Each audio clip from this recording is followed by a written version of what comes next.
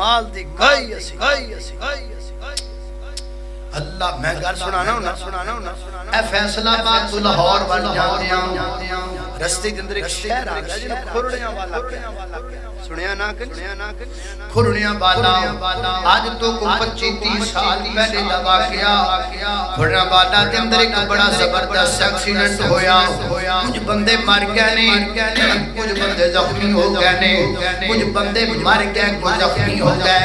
मर जान वाले आंदियां डेड बाडियां शहर तेरा फैलदियां गईयां मस्जिदां जलान 2020 ते है नहीं जो अलर्ट न्यूज़ चल जाए मोबाइल दा दौर कोई नहीं ऐलान कर देते घर पिंडां के अंदर भई एक्सीडेंट हो गया ते बंदे बड़े मर गए ने मस्जिदां पिछाण के ले जाओ जो गाए ने अपनी मस्जिदां पिछाण के लेके जा रहे ने एक बाबा मर गया है उस एक्सीडेंट दे अंदर शाम तक उसकी डेड बॉडी पई रही कोई नहीं जाने वाला ते पहचान वाला आया शाम लोकां सोचा हुणे दा की करना है उन्हां आख्या यार दफन कर देने आ पैसे जमा कीते आपस दे अंदर किसी ने 50 रुपया दिता किसी ने 100 रुपया दिता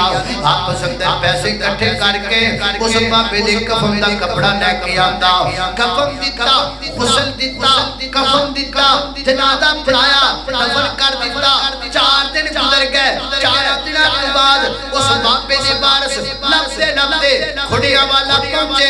4 दिनों तो बाद पता लगा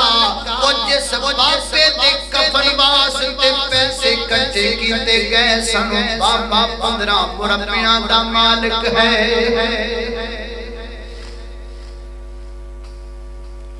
15 मुरब्बियां दा वारिस मरिया ला वारिस वारिस शाह नामान कर वरासतां दा वारिस शाह नामान कर वरासतां दा वारिस वारिस ला वारिस करके मार दाई 15 मुरब्बियां दा मालिक मरिया है सारा दिन मैयत तुझे पई दे